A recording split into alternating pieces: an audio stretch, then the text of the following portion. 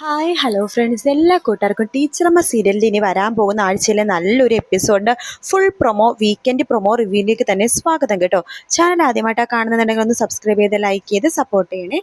അങ്ങനെ നമ്മുടെ മോഹനാണെങ്കിൽ പരോള് കിട്ടി ഇറങ്ങിയ കാര്യം നമ്മുടെ കനി റോഡിലൂടെ പോകുമ്പോൾ മോഹനെ കാണുന്നുണ്ട് കേട്ടോ. അത് കാണുമ്പോൾ തന്നെ കനി വേഗം തന്നെ ടീച്ചറുടെ അടുത്തേക്ക് വരുവാണ്. ഇളയമ്മ ഇളയമ്മ എന്ന് പറഞ്ഞ് വിളിക്കുന്നുണ്ട്.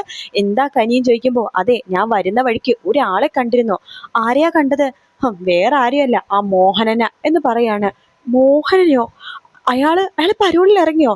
ആ, എനിക്കറിയില്ല. അയാളെ ഞാൻ കണ്ടു. അയാൾ നിന്നെ കണ്ടോ? എന്നെ കണ്ടൊന്നുമില്ല. ആകെ ക്ഷീണിച്ച് അവശനായിട്ടൊരു കോലത്തിൽ അവിടെ ചായക്കാരുടെ മുമ്പിലൂടെ പോണത് ഞാൻ കണ്ടിരുന്നു.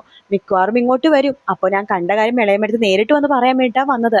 അപ്പോൾ നമ്മുടെ സാറിനോട് ചോദിക്കുന്നുണ്ട് ടീച്ചർ, അല്ല ഇത്ര പെട്ടെന്നൊക്കെ പരോളി ഒരാൾക്ക് കിട്ടുമോ സാറേ എന്ന് ചോദിക്കുമ്പോൾ കൃഷ്ണ സാറ് പറയുന്നുണ്ട്, അത് പറയാൻ പറ്റില്ല സരസ്വതി.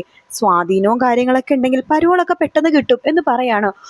ഇനി 7 ദിവസം വരെ അയാളെ സഹിക്കണമല്ലോ ഇളയമ്മേ എന്നിങ്ങനെ ചോദിക്കുകയാണ്.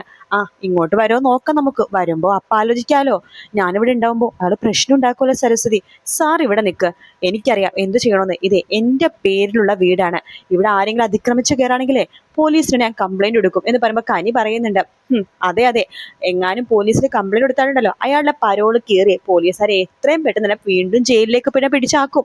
അത് അയാൾക്ക് നന്നായിട്ട് അറിയാവുന്നതുകൊണ്ട് പെട്ടെന്ന് ഇങ്ങോട്ട് വരാൻ ചാൻസ് ഇല്ല എന്നിങ്ങനെ പറയണം. അങ്ങനെ മോഹനാണെന്നുണ്ടെങ്കിൽ ടീച്ചറിന്റെ പുതിയൊരാൾ വീട്ടിൽ വന്നിട്ടുണ്ടെന്നൊക്കെ ചായക്കടക്കാരിങ്ങനെ കളിയാക്കി പറഞ്ഞതുകൊണ്ട് തന്നെ അതിന്റെ സത്യാവസ്ഥ അറിയാൻ വേണ്ടി ആദ്യം പോണത് മഹേഷിന്റെ മധുരം ബേക്കറിയിലേക്കാട്ടോ. അപ്പോൾ മഹേഷ് ഭയങ്കര തിരക്ക് പിടിച്ച പണിയാണ്. ആ സമയത്താണ് അവിടേക്ക് മോഹനൻ വരുന്നത്. മഹേഷ് പെട്ടെന്ന് തിരിഞ്ഞു നോക്കുമ്പോഴേക്കും മോഹനനെ കാണുന്നുണ്ട്. നിങ്ങൾ എന്താ ഇവിടെ? നിങ്ങൾക്ക് ഇത്ര പെട്ടെന്ന് പരോള് കിട്ടിയോ? അതേടാ കിട്ടി. നീയൊക്കെ എന്താടാ വിചാരിച്ചത്? ഞാൻ ഞങ്ങള് ജയിലിൽ പോയി കിടന്ന് അവിടെ പോയി ചാവുമെന്നോ? ഇതിനേക്കാൾ നല്ലത് പോയി ചാവുന്നതായിരുന്നു. എടാ നിനക്കൊക്കെ നാണം ഉണ്ടാടാ. ഞാനിതിനെ നാണിക്കരുത്. മര്യാദയ്ക്ക് ഇവിടുന്ന് ഇറങ്ങിപ്പോ. നിങ്ങൾ ഞാൻ പോലീസിനെ വിളിച്ച് പ്രശ്നം ഉണ്ടാക്കും. നിങ്ങളുടെ പരോള് പിന്നെ ക്യാൻസലാക്കി അവർ ജയിലിൽ കൊണ്ടിടും. അറിയാടാ. അതിന് ഞാൻ എന്ത് പ്രശ്നം ഉണ്ടാക്കിയെന്ന് നീ പറയണത്?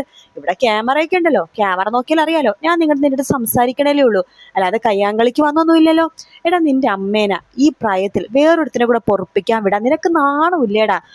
പരോളിന് ഇറങ്ങി പുറത്തിറങ്ങിയേ ഉള്ളൂ, അപ്പോഴേക്കും വീട്ടിലെ വിശേഷക്കാരന് വയറ് നിറഞ്ഞു. നാണില്ലാത്തവൻ, അമ്മേനരാ ഈ പ്രായത്തിൽ കെട്ടിക്കാൻ നടക്കുന്നു അവൻ എന്നൊക്കെ പറയുമ്പോഴേക്കും അതേ അനാവശ്യം പറയാതെ നിങ്ങൾ ഇറങ്ങി പോകുന്നുണ്ടോ? എടാ ഞാൻ എല്ലാം അറിഞ്ഞടാ. ഈ നാട്ടിലെ കരക്കമ്പിയായത് സരസ്വതി ഈ പ്രായത്തിൽ മറ്റേ കൃഷ്ണസാറിനെ പിടിച്ച് അകത്തേക്ക് ശുശ്രൂഷിക്കുകയാണെന്ന്. എന്താണ് ഇത് എന്നൊക്കെ ചോദിക്കുകയാണ്. നിങ്ങളുടെ തൊട്ട് ഇറങ്ങി പോവാനല്ലേ പറഞ്ഞത്? ഇറങ്ങി പോവവിടുന്ന് എന്ന് പറഞ്ഞിട്ട് മോഹനെ പിടിച്ച് തള്ളാണ് നമ്മുടെ മഹേഷ് കേട്ടോ. ആ സമയത്ത് മോഹൻ അവിടെ വീഴുന്നുണ്ട്. എന്നിട്ട് പറയുന്നുണ്ട്, നിന്നെ കാണാൻ വന്നത് കൊണ്ടല്ലേടാ നീ എന്നെ തള്ളിയിട്ടത്. മുമ്പൊക്കെ ഞാൻ പറയുന്ന വാക്കുകളൊക്കെ നിനക്ക് വേദവാക്യമായിരുന്നു. ഇപ്പൊ നീ വലിയ മഹേഷ് സാറല്ലേ. നിനക്ക് 2-3 ബേക്കറിയൊക്കെ ആയത് ഞാൻ അറിഞ്ഞു. ഇപ്പൊ വലിയ നിലയിലാണല്ലോ. നടക്കട്ടെടാ നടക്കട്ടെ. അമ്മേനെ കൂട്ടിക്കൊടിച്ച് കിട്ടുന്ന പൈസ ആയിരിക്കും അല്ലേ? അതെ അനാവശ്യം പറയാൻ നിങ്ങളുടെ തലമണ്ടടിച്ച് പൊട്ടിക്കും ഞാൻ എന്ന് മഹേഷ് പറയണം. ശേഷം അവിടെ നിൽക്കുന്ന 2-3 ചേട്ടന്മാർ പറയണ്ടേ, എൻ്റെ മോഹന നിങ്ങളുടെ വായി നീ പിഴച്ച് വർത്താനം മാത്രം വീടുള്ളൂ, മര്യാദയ്ക്ക് ഇവിടെ നിന്ന് ഇറങ്ങിപ്പോ, വെറുതെ പ്രശ്നം ഉണ്ടാക്കിയല്ലേ എന്ന് പറയുമ്പോഴേക്കും മോഹനൻ പതുക്കെ അവിടെ നിന്ന് അങ്ങോട്ട് പോകുക കേട്ടോ. പിന്നീട് പോകാൻ നേരെ രാധയുടെ അടുത്തേക്കാണ്. അവിടെ കല്ലു മുൻപിലിരുന്ന് ബുക്സൊക്കെ വായിച്ചുകൊണ്ടിരിക്കുന്ന സമയത്ത് മോഹനെ കാണുന്നുണ്ട്. മോഹനെ കാണുമ്പോൾ തന്നെ കല്ലു ആകെ ഷോക്കായിട്ട് വേഗം തന്നെ അകത്തേക്ക് കയറി പോവാണ്. അമ്മേ അമ്മേ എന്ന് പറഞ്ഞ് വിളിക്കുന്നുണ്ട്. എന്താടി, എന്താ വിളിച്ചു കൂണത്? ദേ ദേ അയാള് വരുന്നുണ്ട്. ആര്? അയാള് ആരാണെന്ന് പറ. അയാൾ വേറെ ആരുമല്ല, അമ്മയുടെ അച്ഛൻ എന്ന് പറയണേ. എൻ്റെ അച്ഛനോ? അതെ, ജയിൽ പുള്ളി. അച്ഛനെന്താ ഇവിടെ? ഞാൻ പോയി നോക്കട്ടെ എന്ന് പറഞ്ഞിട്ട് മുറ്റത്തേക്ക് ഇറങ്ങാണ്. നിക്ക് എവിടേക്കാ നിങ്ങൾ ഈ കയറി വരണത്? ദേ വിഷ്ണുവേട്ടൻ ഇവിടെ ഇല്ല. മര്യാദയ്ക്ക് വിഷ്ണുവേട്ടൻ വരുന്ന മുമ്പ് ഇവിടെ നിന്ന് ഇറങ്ങി പോവാൻ നോക്ക്. മോളെ ഞാൻ നിങ്ങളുടെ അടുത്ത് എന്ത് തെറ്റാ ചെയ്ത്? തെറ്റ് ചെയ്തെന്ന് എന്നെ കൊണ്ട് പറയിപ്പിക്കേണ്ട.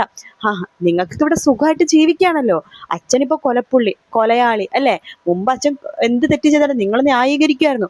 ഇപ്പൊ നിങ്ങൾ നന്മയുടെ വഴിക്കായല്ലേ? നീയൊക്കെ വലിയ നിലയിലായപ്പോ അച്ഛനൊന്നും വേണ്ടല്ലേ? നിങ്ങൾ എന്ത് വിചാരിച്ചാലും ശരി, ഞാനിപ്പോൾ മാന്യവും മര്യാദക്കെട്ടെ എൻ്റെ ഭർത്താവിൻ്റെ മക്കളുടെ കൂടെ സന്തോഷത്തോടെ ജീവിക്കുകയാണ്. നിങ്ങൾക്ക് എന്താ ഞങ്ങൾ സന്തോഷത്തോടെ ജീവിക്കണത് പിടിക്കുന്നില്ലേ? അതാണോ ഇങ്ങോട്ടേക്ക് വന്നത്? പരോളിന് ഇറങ്ങിയോളെന്ന് തോന്നണോ? നിങ്ങളുടെ കോലം കണ്ടാലറിയാം.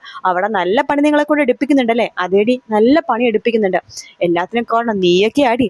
എനിക്കെതിരെ സാക്ഷി പറഞ്ഞത് നീയൊക്കെ അല്ലേ? അതെ, ഞാൻ തന്നെയാ പറഞ്ഞത്. ഇനി ഇവിടുന്ന് പ്രശ്നം ഉണ്ടാക്കിയാൽ ഞാൻ വിഷ്ണുവേട്ടനെ വിളിക്കും. വിഷ്ണുവേട്ടൻ വന്നാൽ എന്താ സംഭവിക്കാന്ന് അറിയാലോ. അതുകൊണ്ട് മര്യാദയ്ക്ക് ഇറങ്ങി പോവാൻ നോക്ക് എന്ന് പറയാണ്. കല്ലു പറയണ്ട്, അമ്മേ ഞാൻ അച്ഛനെ വിളിക്കട്ടെ? വേണ്ട മോളെ, ഇയാള് ഇറങ്ങി നോക്കട്ടെ, പോയില്ലെങ്കിൽ മാത്രം അച്ഛനെ വിളിച്ചാൽ മതി എന്ന് പറയാണ്. അപ്പോൾ നമ്മുടെ വിഷ്ണുയുടെ പേര് കേൾക്കുമ്പോൾ മോഹൻ ഒന്ന് ചെറുതായിട്ടൊന്ന് ഷോക്ക് ആവുന്നുണ്ട്. ശേഷം അവിടെ നിന്ന് നേരെ ഇറങ്ങാണ്. പിന്നീട് പോണത് നമ്മുടെ സരസ്വതിനെ കാണാൻ വേണ്ടി തന്നെയാണ് കേട്ടോ, മാധവത്തിലേക്കാണ് പോണത്. അവിടെ പോയിട്ട് ബെല്ലടിക്കുകയാണ്. അപ്പൊ സരസ്വതി ഇങ്ങനെ ഇയാളെ വരവിന് വേണ്ടി കാത്തിരിക്കുകയാണ്. ഇന്നല്ലെങ്കിൽ നാളെ വരുമെന്ന് നന്നായിട്ട് അറിയാലോ. പെട്ടെന്ന് പുറത്തേക്ക് ഇറങ്ങുമ്പോഴേക്കും സരസ്വതി ഇയാളെ കാണാണ്. ഇയാൾ പുറംതിരിഞ്ഞ് നിൽക്കുക കേട്ടോ. അങ്ങോട്ട് സരസ്വതി ഇങ്ങനെ നോക്കുമ്പോഴേക്കും തിരിയുമ്പോഴേക്കും സരസ്വതി ആകെ ഞെട്ടുവാണ്. നിങ്ങൾ എന്തിനാ ഇങ്ങോട്ടേക്ക് വന്നത്? ഇറങ്ങി പോവിടുന്ന്. ആ, നിനക്ക് എൻ്റെ ആവശ്യം മുമ്പേ ഇല്ലല്ലോ, പണ്ടേ നിനക്ക് എൻ്റെ ആവശ്യമില്ല, ഇപ്പൊ നിനക്ക് ഒട്ടും ഉണ്ടാവില്ല. ഞാൻ അറിഞ്ഞടി, ഇവിടെ പുതിയ ആള് വന്നതൊക്കെ ഞാൻ അറിഞ്ഞു. ഞാൻ ജയിലിൽ പോയപ്പോഴേക്കും നീ അതിനെ പകരക്കാരനെ കൊണ്ടുവന്ന് നിർത്തിയേക്കാണല്ലേ. നീ എന്താടി നിന്റെയൊക്കെ നാട്ടിലൊക്കെ അതിനെ കുറിച്ച് അന്വേഷിക്കുമ്പോൾ എന്തൊരു പേരായിരുന്നു, ടീച്ചറമ്മ അതാണ് ഇതാണ്. പക്ഷെ നീ ഇപ്പൊ നാട്ടിലൊന്ന് അന്വേഷിച്ച് നോക്കടി. ദേ, നിന്റെ പഴയ കാമുകനെ വീട്ടിൽ കൊണ്ട് പൊറപ്പിച്ചവളെന്നൊക്കെയാ നാട്ടുകാർ പറയണത്. ഞാനേ ഇത് ഉണ്ടാക്കിയെടുത്ത കഥയൊന്നും അല്ല. പരോളിൽ ഇറങ്ങി നേരെ അടുത്തുള്ള ചായക്കടയിൽ കയറിയപ്പോൾ ചായക്കടയിലെ കരവർത്താനാണ് ഞാൻ പറഞ്ഞത്. അങ്ങനെ നാട്ടുകാർ നോക്കി ജീവിക്കേണ്ട കാര്യമൊന്നും ഈ സരസ്വതിക്കില്ല. എന്നെ അറിയാവുന്നവർക്ക് അറിയാം എന്താ സത്യമെന്ന്. നിങ്ങൾ മര്യാദയ്ക്ക് ഇവിടെ നിന്ന് ഇറങ്ങി പോകുന്നുണ്ടോ? അല്ലെങ്കിൽ ഞാൻ പോലീസിനെ വിളിക്കും. ആ, നീ വിളിക്കും, എനിക്ക് നന്നായിട്ട് അറിയാം. നിന്റെ 2 മക്കളുണ്ടല്ലോ, മൂത്ത 2 മക്കൾ, അവരുടെ അടുത്തേക്ക് അവരെ ഞാൻ കാണാൻ പോയിരുന്നു. അവരും ഇത് തന്നെയാ എന്നോട് പറഞ്ഞത്. ഞാൻ എന്തോ എന്നെ കാണുന്നത് ഒരു അയിത്തം പോലെയാ അവർക്കൊക്കെ. എല്ലാവരും കാണണമല്ലോ ഞാൻ ജയിലിൽ കിടന്നത്. പക്ഷെ സരസ്വതി, ഞാൻ പരോളിന് ഇറങ്ങിയത് തന്നെ നിങ്ങളെല്ലാവരും ഒരു പാഠം പഠിപ്പിക്കാനായിട്ടാണ്. ഇറക്കി വിടടി നിന്റെ രഹസ്യക്കാരനെ. ദേ, ഇവിടെ നിന്ന് ഇറങ്ങി പോകുന്നുണ്ടോ എന്ന് പറയാണ്. അപ്പോഴേക്കും കനി അങ്ങോട്ടേക്ക് വരുന്നുണ്ട്. ഇളയമ്മ മാറ്, ഇയാൾക്കുള്ള പണി ഞാൻ കൊടുത്തോളാം എന്ന് പറഞ്ഞിട്ട് കനി ഒരു ഒറ്റ ചവിട്ട് വെച്ച് കൊടുക്കുകയാണ്. അപ്പോഴേക്കും നമ്മുടെ മോഹൻ പുറത്തേക്ക് തെറിച്ച് വീഴുന്നുണ്ട്. എന്നിട്ട് കനി പറയേണ്ടതേ, പ്രായത്തിൽ എൻ്റെ മൂത്തതാണ്, പക്ഷെ സ്വഭാവത്തിൽ നിങ്ങൾ വെറും കച്ചറയാണ്. അതുകൊണ്ട് മര്യാദയ്ക്ക് അവിടെ നിന്ന് ഇറങ്ങി പോവാൻ നോക്ക്. പോവാനാ പറഞ്ഞത്, അല്ലെങ്കിൽ എൻ്റെ കൈയിൻ്റെ ചൂട് നിങ്ങൾ അറിയും. അവിടെ നിന്ന് പേടിച്ച് പോകുവാണ് മോഹനൻ. എന്നിട്ട് ഒരു വെല്ലുവിളി, നോക്ക് ഞാനിനി വരുന്നുണ്ട് ഇങ്ങോട്ടേക്ക്, എല്ലാത്തിനും ഞാൻ പാഠം പഠിപ്പിക്കും എന്നൊക്കെ പറഞ്ഞിട്ട് അവിടെ നിന്ന് പോകുക കേട്ടോ. അതിനുശേഷം മേരിക്കുട്ടിയാണെങ്കിൽ ജോണിനെ നിർബന്ധിച്ചുകൊണ്ടേ ഇരിക്കുകയാണ്. എടാ, നീ കനിനെ എത്രയും പെട്ടെന്ന് വിവാഹം നടത്താടാ. ഒരു പെട്ടെന്ന് തന്നെ ഒരു 1-2 മാസത്തുള്ളിൽ വിവാഹം നടത്താം. ഈ അടുത്ത മാസവും അതിൻ്റെ അടുത്ത മാസവും ഒക്കെ നല്ല സമയമുണ്ട്. നല്ല കാര്യങ്ങൾ നടത്താൻ പറ്റിയ സമയമാണ്. വിവാഹത്തിന് വേണ്ടി ബെസ്റ്റ് സമയമാണ്.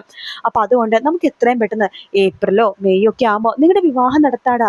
നീ ഒന്ന് പറയടാ, നീ ഒന്ന് മൂളേണ്ട താമസം. ചടപടേ എന്ന് കാര്യങ്ങളൊക്കെ ഓക്കെ ആക്കാം. ദേ, നീ ഇനി വീണിനെ കുറിച്ച് ആലോചിച്ച് സമയം കളയരുത്. അവള് നിനക്ക് നല്ലൊരു പോസിറ്റീവ് മറുപടി തന്നിട്ടുണ്ടോ? ഇല്ലല്ലോ.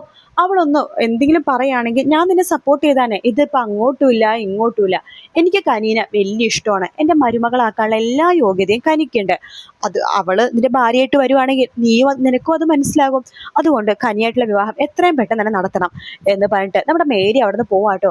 അതൊക്കെ കേൾക്കുമ്പോൾ ജോൺ ദേഷ്യം വരുന്നുണ്ട്. ജോൺ കൈ വെച്ചിട്ട് ഇങ്ങനെ മതിലിൽ ഇങ്ങനെ അടിക്കുകയാണ്. എന്നിട്ട് ഈ വീണ ഒരു മറുപടി പറയാത്തതുകൊണ്ട് എത്ര കഷ്ടപ്പാടാ എന്ന് ജോൺ ഇങ്ങനെ ആലോചിക്കുന്നുണ്ട്. അപ്പോൾ ഈ ഒരു ഭാഗങ്ങളാണ് നമ്മൾ ഇനി വരുന്ന എപ്പിസോഡ്സിൽ കാണാൻ വേണ്ടി പോകുന്നത്. വീഡിയോ ഇഷ്ടപ്പെട്ടാൽ ലൈക്ക് ചെയ്യുക, സബ്സ്ക്രൈബ് ചെയ്യുക, കമൻറ്റ് ചെയ്യുക. മറ്റൊരു വീഡിയോ ആയിട്ട് കാണാൻ. Take care, bye bye.